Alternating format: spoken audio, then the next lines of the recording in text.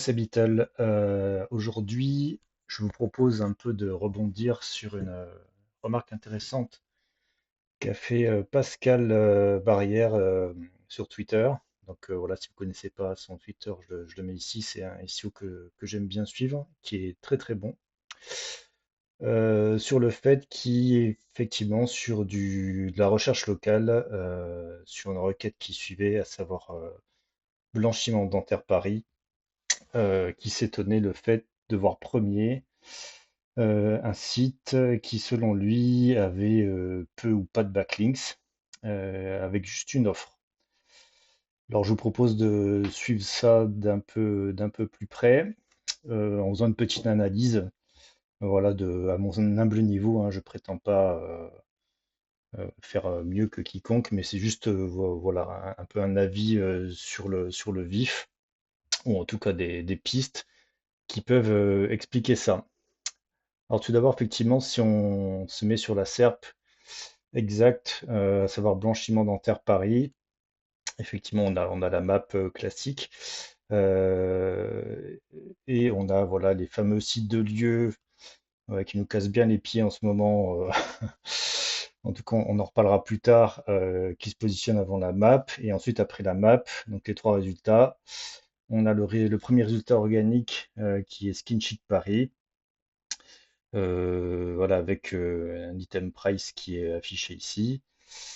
Et effectivement, quand on se rend compte, enfin, quand on se rend sur le site, pardon, voilà, très peu de texte, la requête pas vraiment optimisée, euh, et voilà, pas grand-chose sur la page.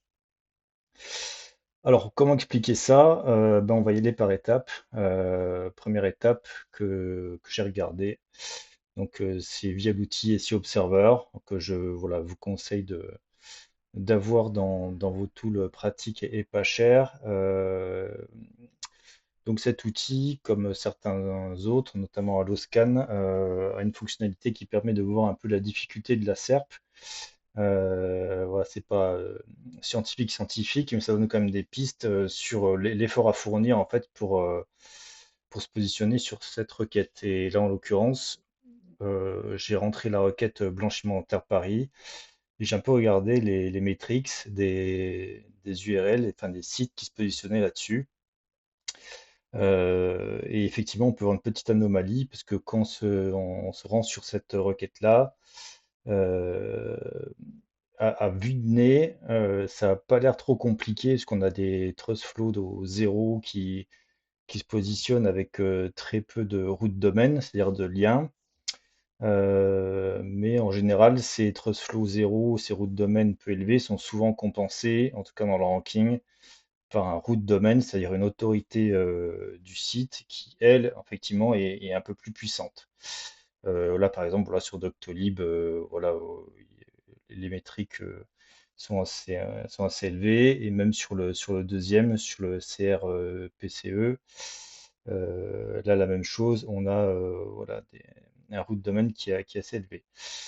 Donc effectivement, donc c'est pas le seul, hein, mais il y a un petit quelque chose à creuser, parce que s'il est le premier, doit y avoir une raison qu'on doit un peu creuser ici.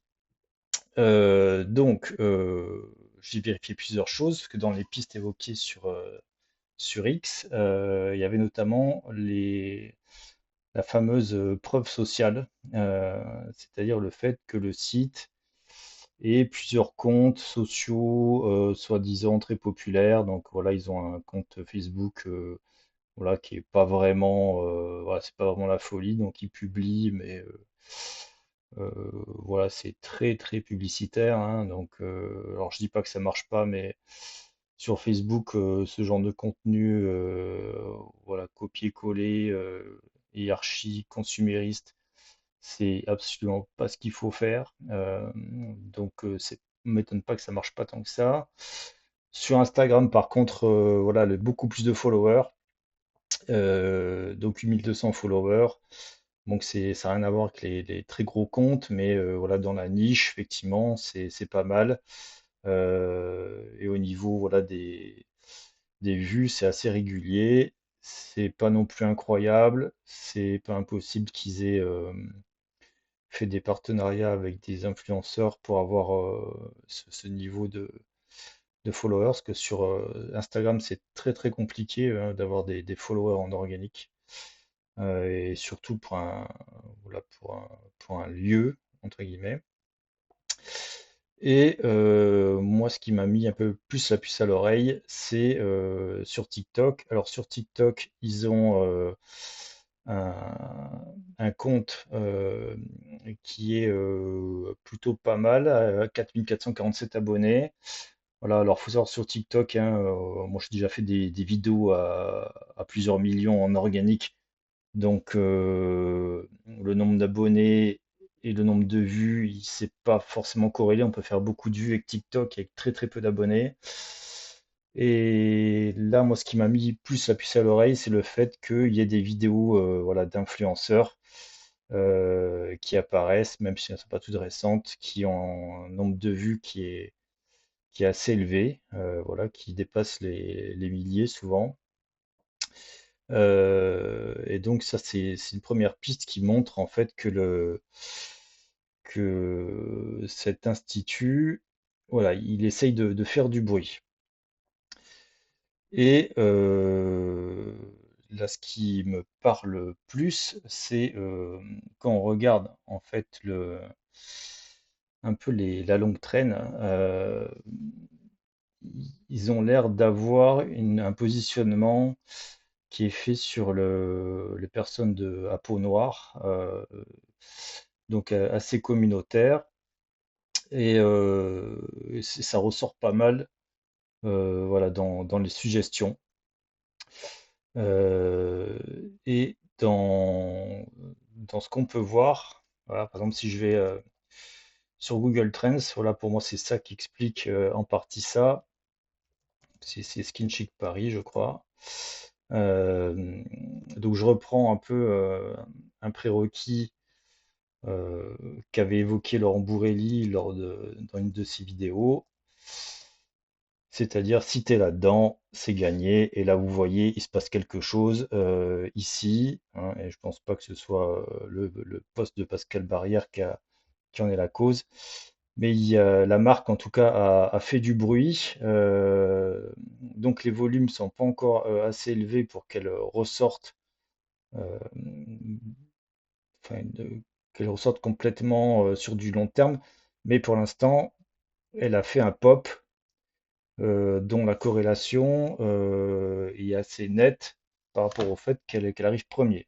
Donc ça ne veut pas dire que c'est que ça, mais il se passe quelque chose, c'est-à-dire que le terme là, c'est devenu, ce que dit Laurent Boulay, d'ailleurs une entité.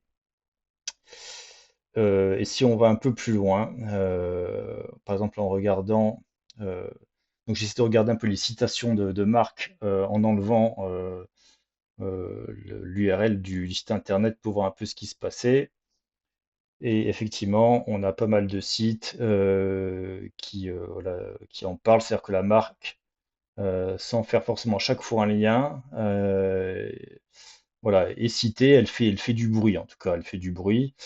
Euh, donc ça, c'est une première piste pour moi, c'est que la marque, c'est devenu une véritable entité palpable pour Google, et donc du coup, c'est un élément de rassurance assez puissant. Voilà, une autre piste que j'ai regardée, c'est le nombre d'avis. Alors, le nombre d'avis, pour ceux qui suivent un peu, c'est un des éléments les plus puissants dans le ranking en local.